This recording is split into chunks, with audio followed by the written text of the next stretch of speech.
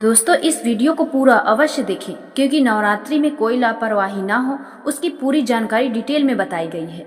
नवरात्रि का पावन समय पर वह अवसर है जब मां दुर्गा की आराधना करने से घर परिवार की सारी नकारात्मक ऊर्जा दूर हो जाती है और जीवन में सुख समृद्धि का प्रवेश होता है।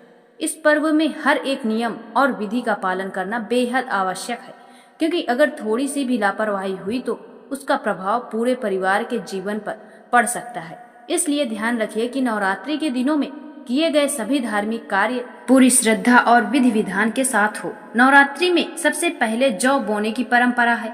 यह कोई साधारण परंपरा नहीं है बल्कि धरती माता और उन्नति का प्रतीक मानी जाती है। अगर जौ समय पर और सही तरीके से नहीं बोए गए हो तो उसका परिणाम शुभ की जगह अशुभ भी हो सकता है।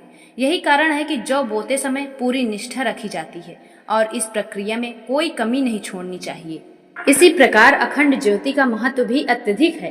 यह केवल दीपक जलाना नहीं है बल्कि माँ दुर्गा के आशीर्वाद का प्रतीक है। 9 दिनों तक लगातार जलती हुई यह ज्योति घर में दिव्यता का संचार करती है और हर प्रकार की नकारात्मक को समाप्त कर देती है।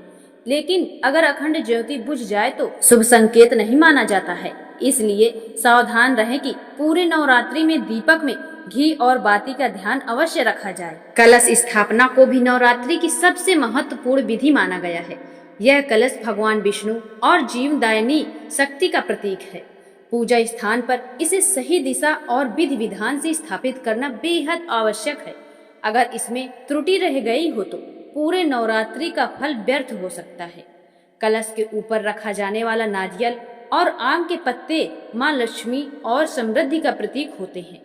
ध्यान रखें कि नारियल पूरी तरह शुद्ध और बिना किसी दोष के होना चाहिए, अन्यथा शुभ फल की जगह अशुभ फल मिल सकता है। नवरात्रि के अंतिम दिनों में कन्या पूजन का महत्व सबसे अधिक होता है।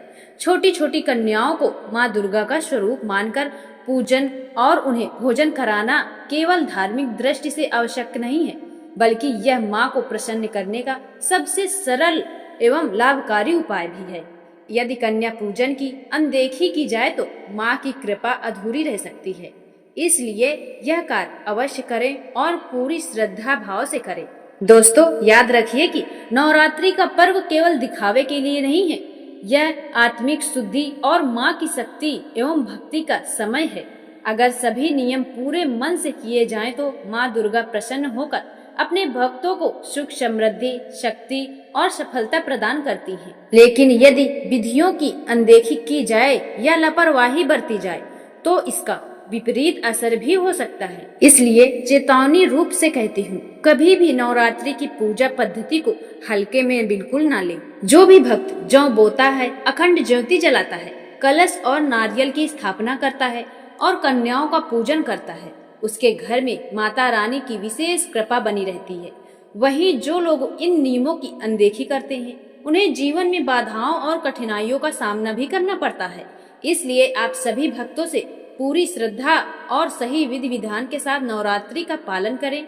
मेरी यही निवेदन है आप सभी से, ताकि माँ दुर्गा की अनंत कृपा सदैव आपके साथ बनी रहे।